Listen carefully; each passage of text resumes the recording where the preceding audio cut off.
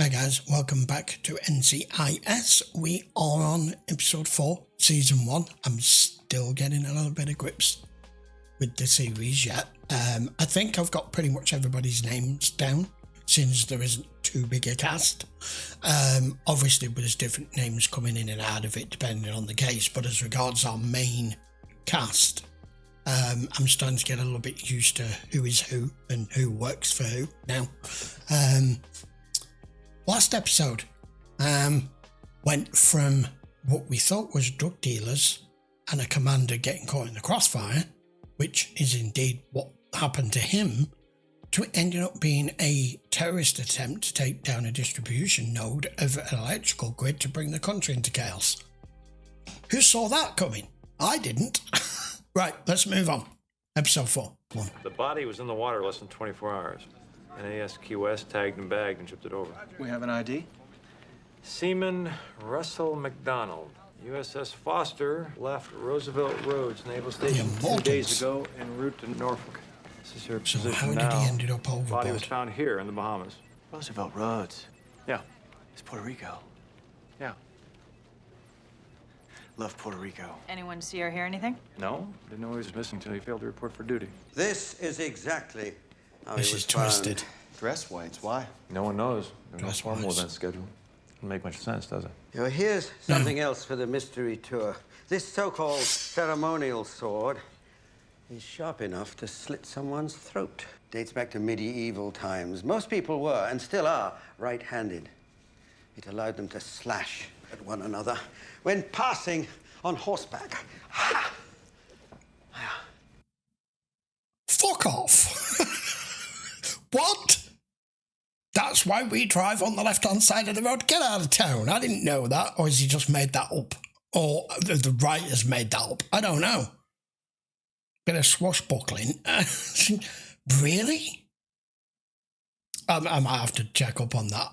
That's why I love the doc doing this. He always gives us relevant bits of information that you didn't know you wanted or needed. These were attached to it, each 25 pounds. I saw him. Now, whether he put them on himself or someone did it for him. Spare the two of you go anyway. I hate this. I really do. Is it gonna be that tough? You have no idea. Was he having an anxiety attack? Yeah. Take a breath. Yeah. Think of Puerto Rico. Okay. Still had his quirks. But a mother knows things about her son.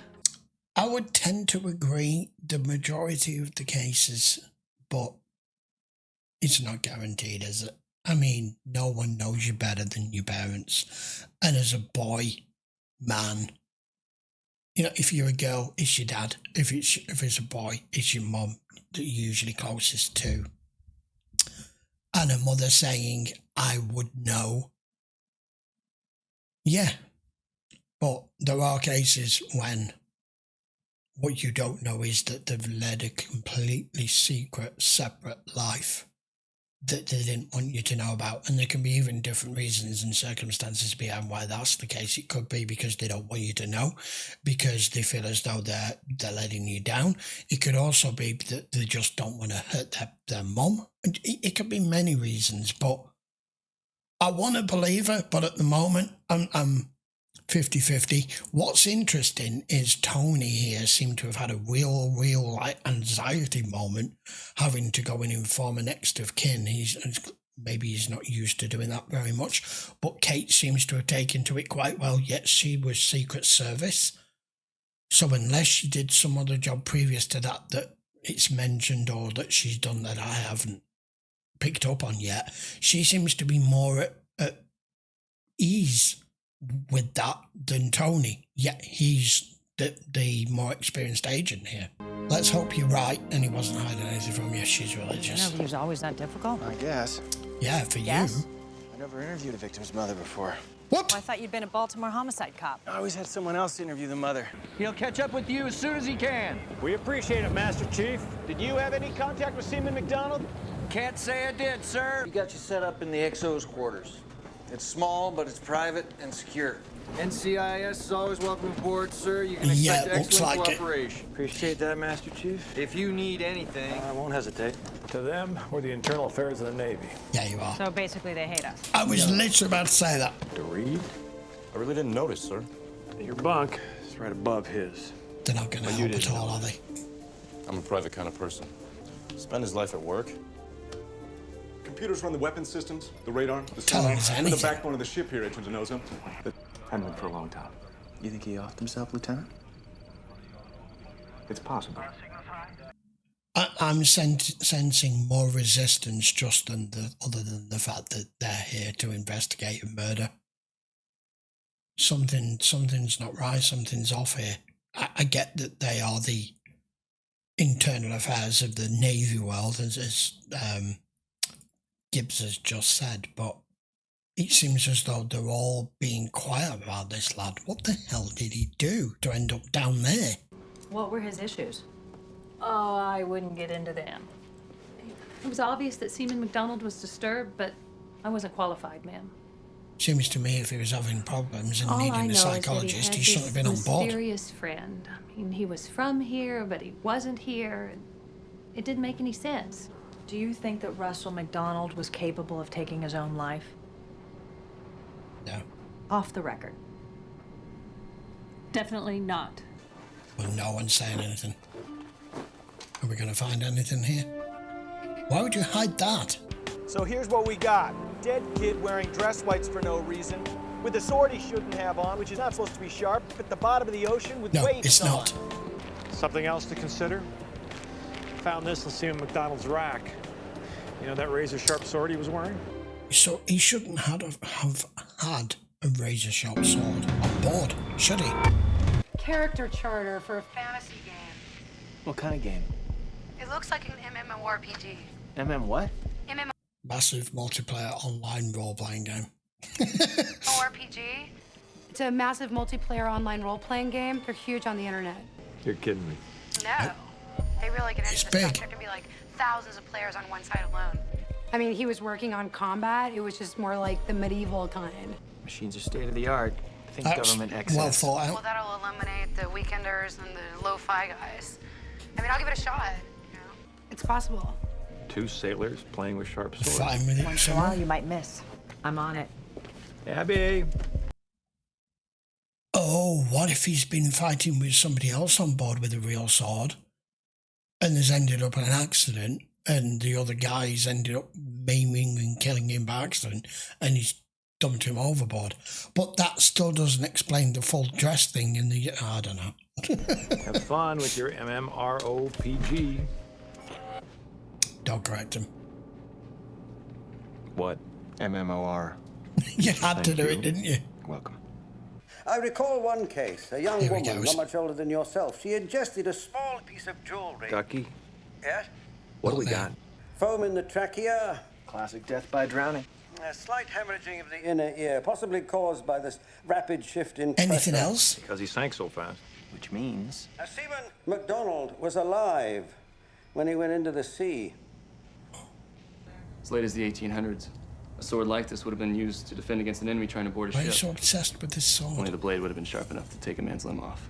All the officers' ceremonial swords accounted for? Yes, sir. Checked with 32 officers, found 32 swords. So where do you think McDonald could have acquired the sword? The only place they would have sold them, the base exchange. Roosevelt Where's Roads Naval that? Station? Yes, sir. He was Real fights with someone on board. on board. How would that be possible? I don't know. You know the ship better than anyone else under your command. By a... Great stuff of power! We surpassed the third level of the fortress and made it into the dungeon corridor of the castle's inner stronghold. After, of course, slaying 2 gnomes, a drunken dwarf, and a frenzied ogre. Actually, I can't think of a thing it reminds me. No, not this. Whoa, whoa, I just dodged a flaming arrow. Almost there, Duck. If I can get into the key, I can open a log of all characters that have played the Immortals. Now I have to infiltrate the castle again. I like the fact you're using keyboard and mouse. Oh, yes. I found the site McDonald frequented. Yay! He was playing his character Waylon. Like the singer? More like the mystical half-elf warrior Waylon. Had to be, didn't it? It had to be. I think he found out who else on board was role-playing. Boris. 6. How dark is he? What have you done to your Can I hair? help you, petty officer?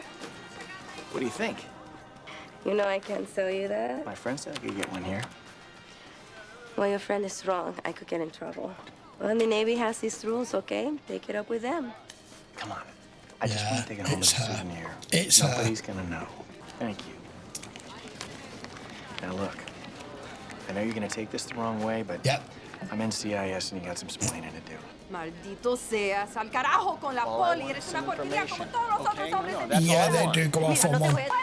Now listen.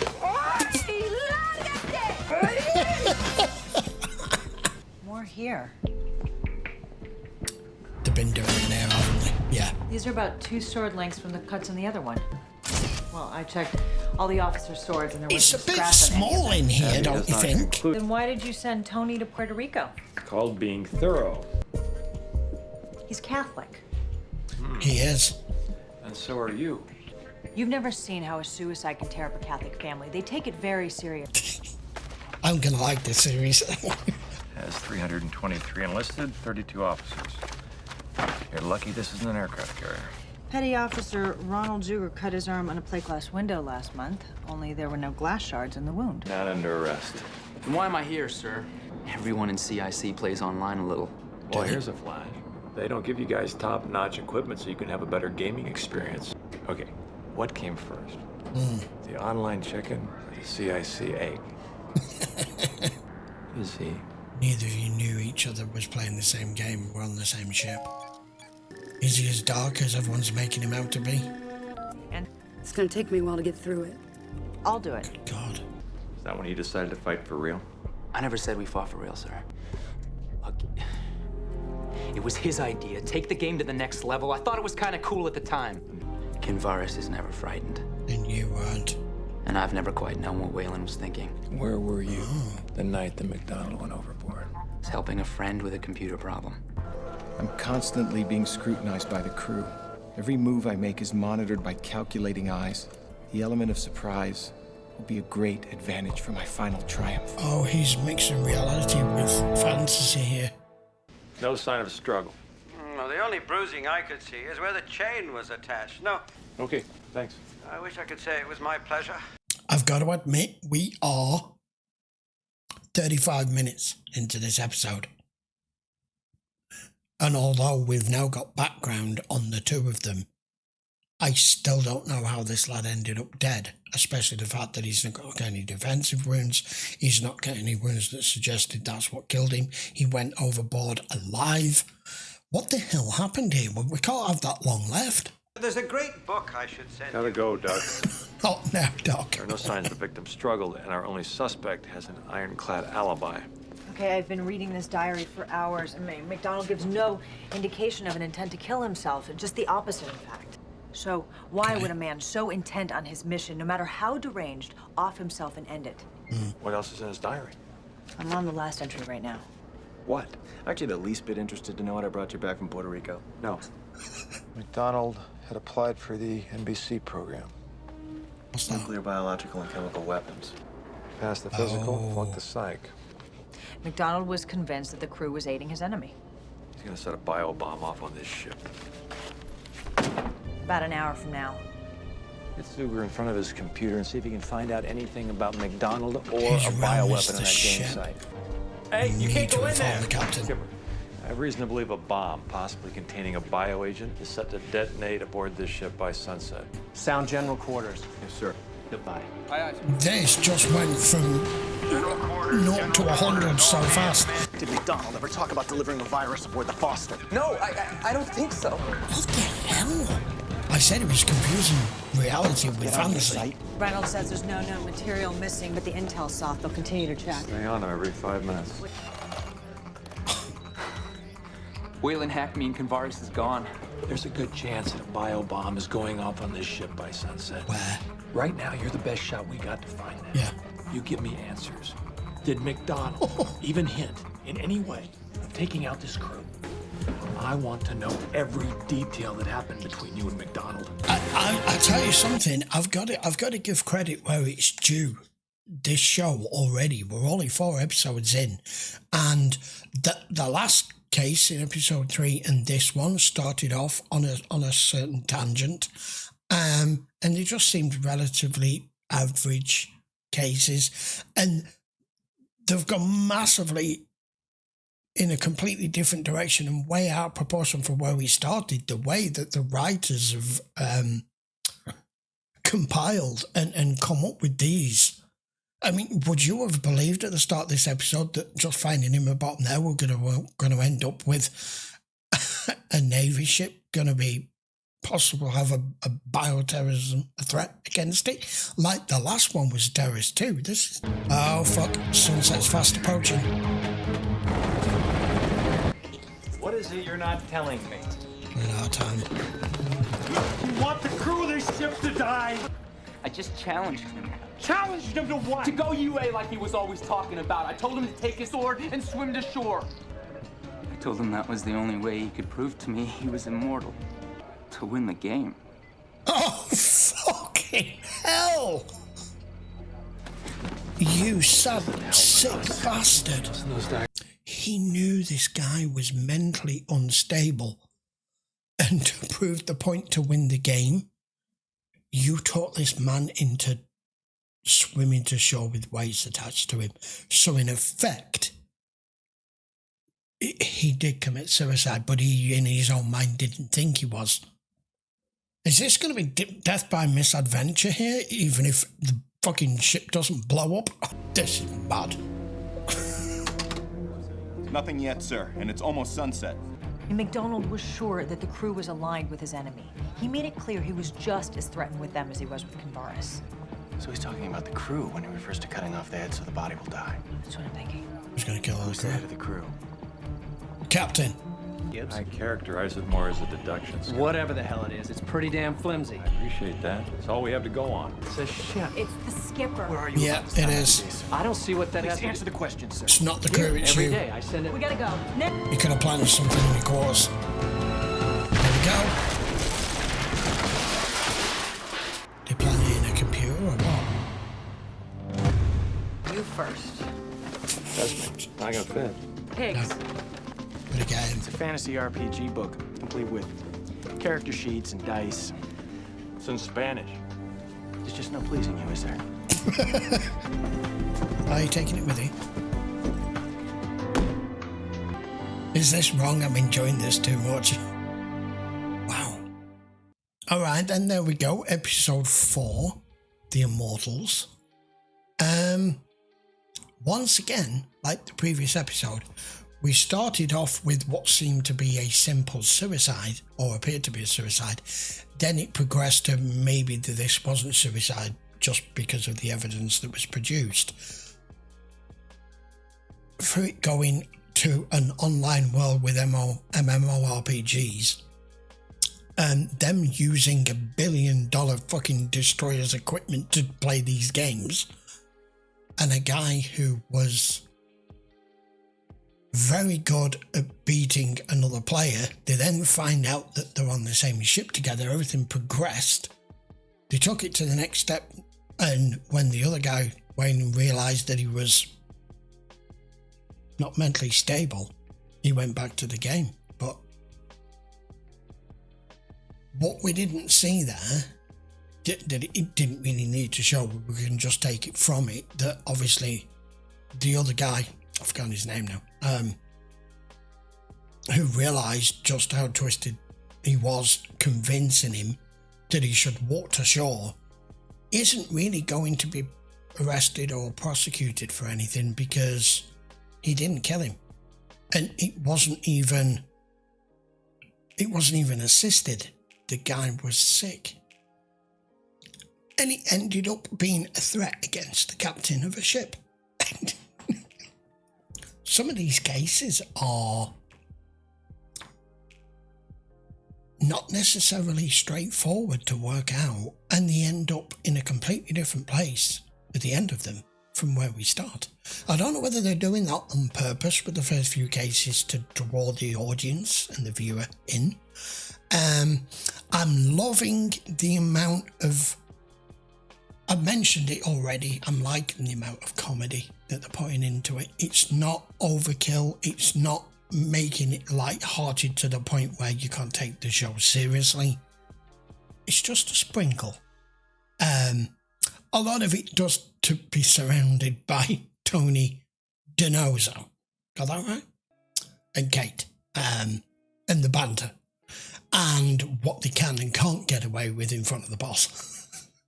I knew that was going to be a bikini that I bought of that. I don't really think there's an awful lot more I need to add to that. I'm just looking forward to watching another 2 episodes again next week. The Doc, Ducky, is, I mentioned it previously, is one of those, he's one of those characters, one of those individuals that you meet, put to the side for one moment that he's medical examiner and he's doing what he's doing in the show. He's just one of those individuals that sometimes you meet through life where they are so well versed, so well read, so well educated that they can always come up with something as an ad-lib or a story or a tidbit of information or just something to, you know, they say you should learn something new every day. He's that type of guy that can give you that. Every single time he opens his mouth, a lot of the time he gets cut off because it's in the middle of doing a case and he's like, I remember this one time. And you're like, not now. But I'm enjoying every character so far. It's weird. This doesn't normally happen. Right, that'll do. I will be back with episodes 5 and 6 next week. Post your comments down below. Let me know what you're thinking. Didn't really see any special appearances of anybody in this. I know we're going to get a lot of cameos in this kind of show. I can see it coming. We've had a couple already. If you do want to watch any of these in full length and you want to help the channel out, I would appreciate if you check the link in the description. That will take you over to Patreon. I think that's it. See you for 2 episodes of NCIS next week. Take care.